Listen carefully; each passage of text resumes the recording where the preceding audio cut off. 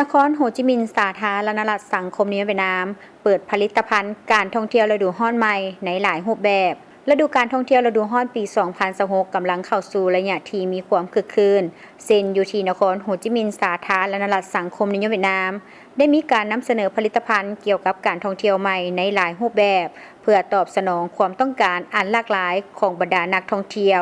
ทั้งภายในและต่างประเทศนับแต่รายการศิลปะวัฒนธรรมยามค่ำคืนผลิตภัณฑ์ผสมประสบการณ์ที่เป็นเอกลักษณ์ไปจนถึงแหล่งท่องเที่ยวใหม่ๆที่แปลกตา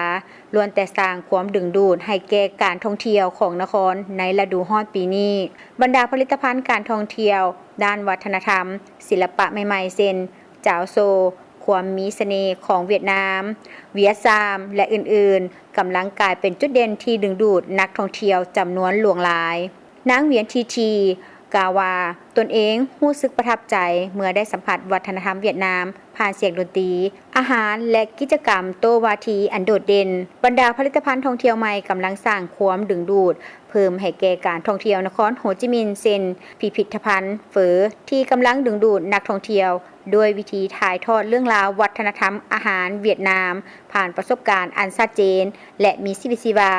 บ่เพียงแต่เป็นการจัดแสดงวัตถุโบราณเท่านั้นพิพิธภัณฑ์ยังจัดกิจกรรมสาธิตการเฮ็ดเฝอการชิมอาหารและการเรียนรู้ประวัติของเฝอซึ่งเป็นมรดกอาหารชื่อดังของเวียดนามเติมอีกท่านเหลเยียนแทงผู้อำนวยการพิพิธภัณฑ์เฝอกล่าวว่า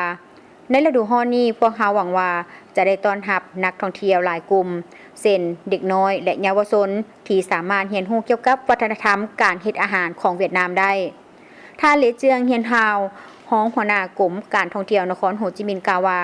พวกข้าพเจ้าคาดหวังว่าจากผลิตภัณฑ์ใหม่เหล่านี้นครโฮจิมินห์จะสามารถเพิ่มรายรับจากการท่องเที่ยวและบรรลุผลสำเร็จสูงสุดพร้อมทั้งให้นักท่องเที่ยวได้รับประสบการณ์ที่ดีที่สุดเมื่อมาเยี่ยมยามนครโฮจิมินห์ด้วยความหลากหลายของผลิตภัณฑ์การพัฒนาการผสมผสานใหม่อย่างต่อเนื่องและการส่งเสริมคุณค่าวัฒนธรรมอันเป็นเอกลักษณ์ของนครโฮจิมินห์คาดหวังว่าจะสืบต่อเป็นจุดหมายปลายทางที่น่าสนใจในฤดูกาลท่องเที่ยวปี 2026 นี้พร้อมนี้ยังเป็นโอกาสให้อุตสาหกรรมการท่องเที่ยวของนครเร่งฟื้นตัวกระตุ้นการบริโภคและยกสูงฐานะของจุดหมายปลายทางที่มีความคึกคืนในภาคพื้นเติมอีก